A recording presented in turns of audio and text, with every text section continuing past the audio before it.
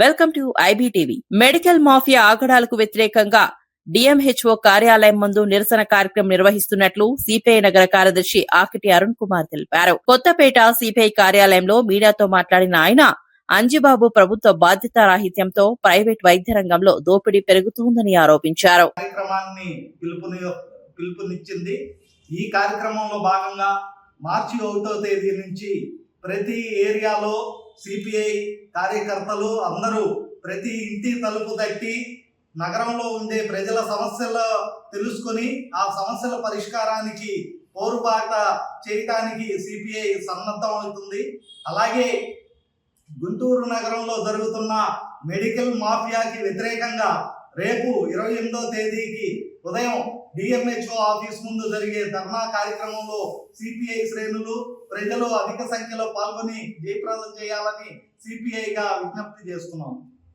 రాష్ట్రంలో సాధారణమైనటువంటి పేద మధ్యతరగతి అట్టడు వర్గాలకు సంబంధించినటువంటి ప్రజలు వారి యొక్క జీవితంలో సంపాదించినటువంటి కాయ కష్టం చేసి రూపాయి కూడబెట్టి సంపాదించిన దాంట్లో సుమారుగా 70-80% విద్యకి వైద్యానికే వినియోగిస్తున్నటువంటి ఈ యొక్క రోజుల్లో మనందరూ కూడా తెలుసు, విద్య వైద్యం రెండు కూడా పూర్తిగా ప్రైవేట్ కార్పొరేట్ అయిపోయినటువంటి ఈ యొక్క తరుణంలో ప్రభుత్వం పూర్తిగా తన బాధ్యత నుంచి క్రమక్రమేణా తప్పుకుంటూ ప్రైవేటు కార్పొరేట్ వ్యక్తులకి విద్యని వ్యాపారాన్ని దారాదత్తం చేసినటువంటి ఈ రోజుల్లో బాధ్యతాయుతమైనటువంటి రాజకీయ పార్టీగా సిపిఐ ఆంధ్ర రాష్ట్ర సమితి ఈ రాష్ట్రంలో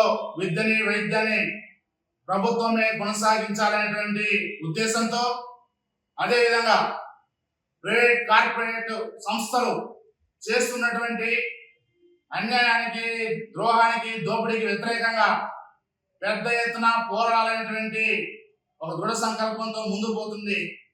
దానిలో భాగంగా ఈ నెల 28న సిపిఐ ఆంధ్ర రాష్ట్ర సమితి పిలుపులో భాగంగా రాష్ట్ర వ్యాప్తంగా అన్ని డిఎంహెచ్ఓ కార్యాలయాల వద్ద మెడికల్ మాఫియాకి వ్యతిరేకంగా పెద్ద ఎత్తున ధర్నాలు చేయమని చెప్పి పిలుపునివ్వడం జరిగింది. గతంలోనే ప్రారంభించి సిపిఐగా కలెక్టర్ కార్యాలయం ముందు రాష్ట్ర వ్యాప్తంగా ధర్నా నిర్వహించాం. దాని కొనసాగింపుగా డిఎంహెచ్ఓ కార్యాలయం ముందు సిపిఐ గుంటూరు జిల్లా సమితి ఆధ్వర్యంలో రేపు ఉదయం 11 గంటలకి పెద్ద ఎత్తున డిఎంహెచ్ఓ కార్యాలయం ముందు ధర్నా కార్యక్రమం జరగబోతా ఉంది. మనం చూస్తా ఉన్నాం, ఈ గుంటూరు నగరంలో ఠాగూర్ సినిమాని తలపించే విధంగా ఒక మీటింగ్ ఏర్పాటు చేసి ఆ సమస్య పరిష్కారానికి ఒక మంచి నిర్ణయంతో ముందుకు పోదని చెప్పేసి తెలియజేయడం జరిగింది. ఏదైతే సిపిఐ చేసినటువంటి ఆందోళన వల్ల స్పందించినటువంటి గుంటూరు నగరపాలక సంస్థ అధికారులు గుంటూరు నగరంలో కొన్ని చోట్ల నల్లచెరువు లాంటి ప్రాంతంలో, అశోకనగర్ లాంటి ప్రాంతంలో, దేవాపురం లాంటి ప్రాంతంలో కుక్కలను తీసుకొని పోయి దానికి సంబంధించినటువంటి రేబీస్ అనేటువంటి వ్యాధి రాకుండా వ్యాక్సిన్ చేసి తీసుకొని వచ్చి మళ్ళీ అదే ప్రాంతంలో వదిలేస్తా ఉన్నారు. మేము సిపిఐగా చెప్తా ఉన్నాం, కుక్క కాటు కరచడం వల్ల వచ్చేటువంటి వ్యాధి ఒక భారం అయితే, కుక్క గాయాల వల్ల కుక్కలు ఎగబడి కరడం వల్ల విపరీతంగా గాయాలయ్యి ఈరోజు తీవ్రంగా హాస్పిటల్ పాలవుతా ఉన్నారు. ఉదాహరణకి మన నల్లచెరువులో వచ్చిన పిల్లవాడికి 56 కుట్లు పడ్డాయి. 56 కుట్లు పడడం అనేది సాధారణమైన విషయం కాదు.